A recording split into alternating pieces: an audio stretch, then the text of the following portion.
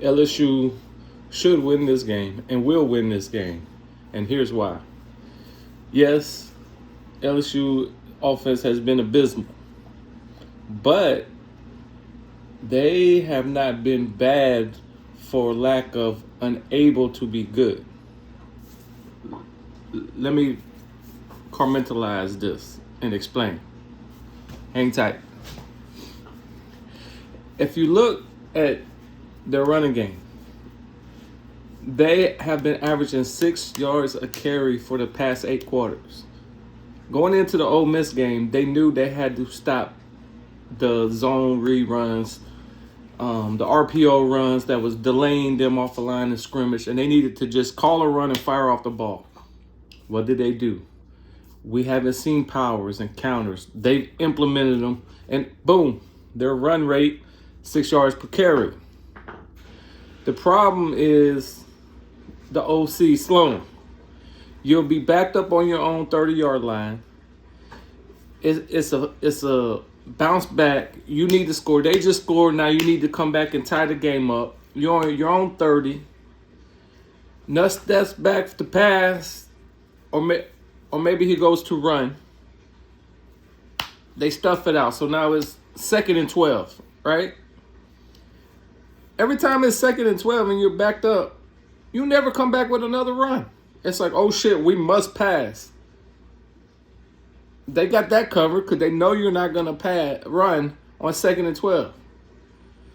If you know you've been averaging 6 yards a carry, if they just stomped you out, the odds tell you you might get 8, 10, 12 yards this next run because you need to average it out. So if you got 0 yards and you come back and get 12 yards, that's your 6 yards a carry. I know it don't quite work that way, but it does. Teams who run the ball for 200 yards plus per game, go back and look how many times their runs got stuffed at the line of scrimmage for no gain, 2-yard loss, and then boom, they break a 20, boom, they break a 10, they hit a 6-yard, 8-yard first down, boom, they break a 30-yard, 2-yard stuff, no gain, boom, they break a 10. You know, when a team averages 6 yards a carry, it's not because they're exactly getting 6 yards every run, and if you don't get the 6 yards, you stop running the fucking ball. It's because they have shown that you give them the rock enough, they will find the holes and break it. And that is the problem with this offensive coordinator, is that when he's behind and they need to get back in the game, that's part of it. The second part is good teams always have the short game attack, but that's not their go-to. They'll come up, they'll try to finesse some things, do some things, but when the game is on the line and they need to move the sticks and bounce back and retaliate and score and answer the call, they know 3-yard pass, 6-yard pass, and they have it set up so that they're not passing east and west like our offensive coordinator likes to do for 2-yard gain, 2-yard loss. They have it for a 3-yard north, 6-yard north pass, and they hit the man in stride. So he catches a 6-yard pass, but it becomes a 12-yard pass. He catches the 3-yard pass, becomes a 6-yard pass. The guys are catching the ball in stride, unless it's a hitch route or a curl route or whatever. You know, this is where LSU struggles. When they hit the oh shit moment, we need to score. And the coaching staff, particularly Sloan, doesn't go to these short passes because LSU hasn't established a rhythm. That happens in fall camp, in practice.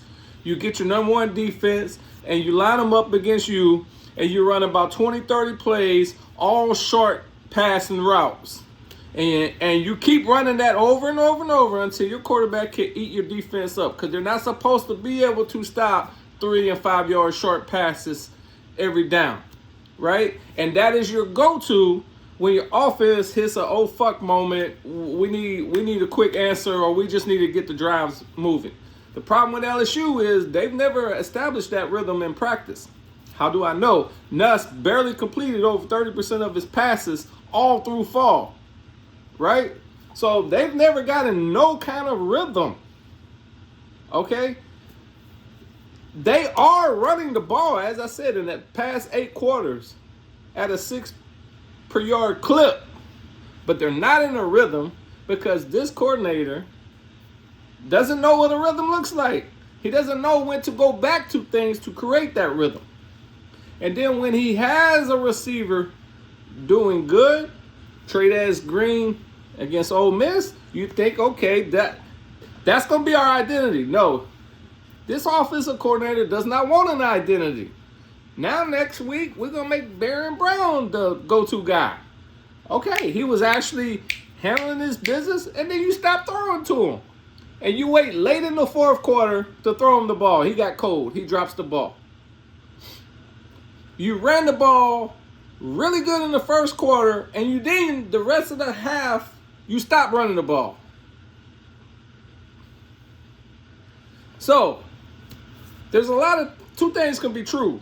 But the thing is, this team has to stick to what works and get in your rhythm. And it doesn't matter if it doesn't work when you dial it up. I know you got 1,000 plays, Sloan. I'm talking to you. Doesn't mean you got to try all 1,000 freaking plays. You know what's been working. It doesn't matter if it doesn't work right away. Come back to it. Come back to it. Come back to it. Get guys in the rhythm. All these rotating different wide receivers. Look, you need Trey Green out there at the beginning of this game and Aaron Anderson getting the freaking ball. And you need to limit Nuss to no more than 20 passes. No more than 20 passes. Give him 2 reads. If they're not there, tell him he has to run. That's what you do. And keep pounding that fucking rock. You've been running power, running counter, averaging 6 yards a carry. You'll break this team. This team has run fits.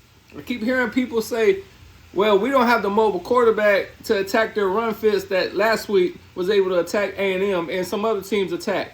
It doesn't have to be your quarterback.